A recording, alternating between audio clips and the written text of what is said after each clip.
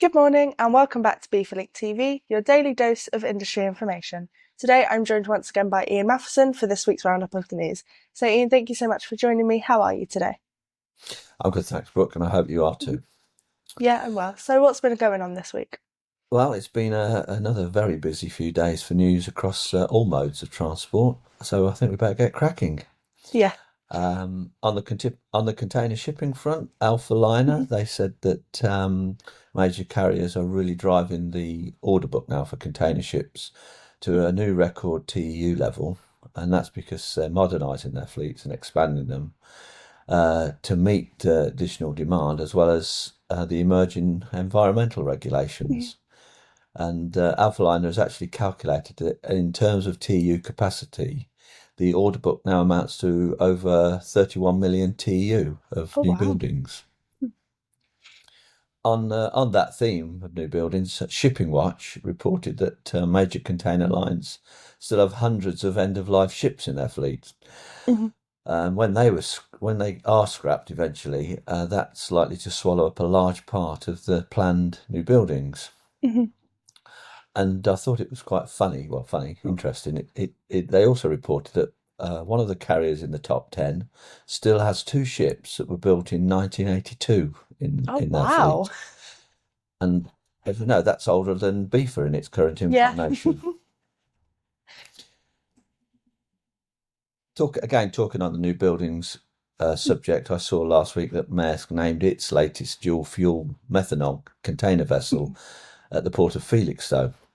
I think that's all part of their plans or efforts to deliver greener, cleaner maritime Yes. transport by reducing harmful greenhouse gas emissions and investing in alternative fuels and technologies to go with them.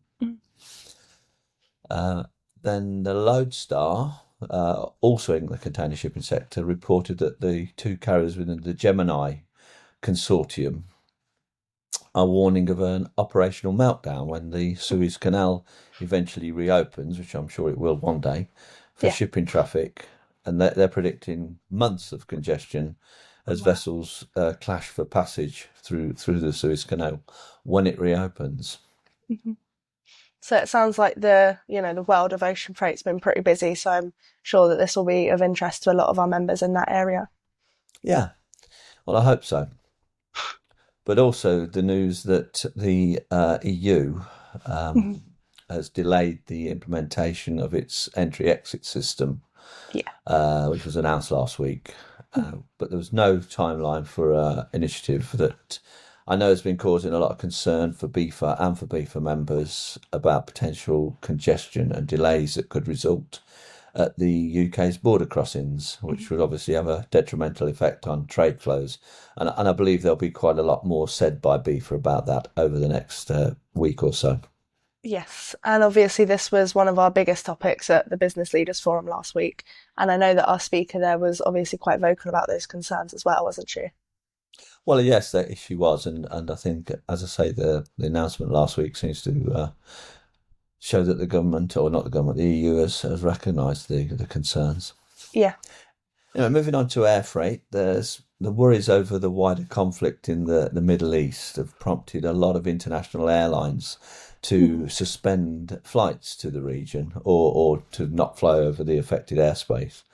And there's a good summary of the airlines taking that decision in the American Journal of Transport.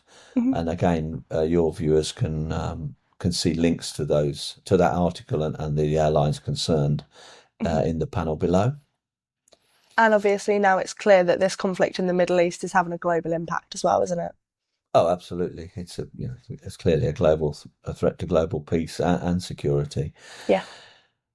Staying with air freight, I noted that Amazon Air Cargo, which is, as you know, the airline arm of Mhm. the e-commerce retail giant, has begun advertising available capacity for ad hoc charter or block space services on the Okay. cargo fleet.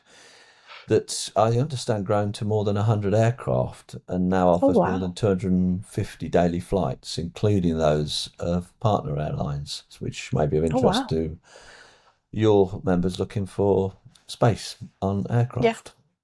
And obviously it's certainly come a long way since its establishment to kind of deliver on those commitments that they make. Absolutely.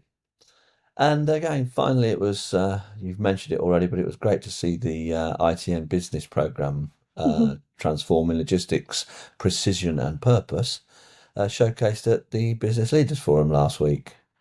It features insightful films and interviews, and BIFA has obviously taken quite a leading role in the Yeah. whole production.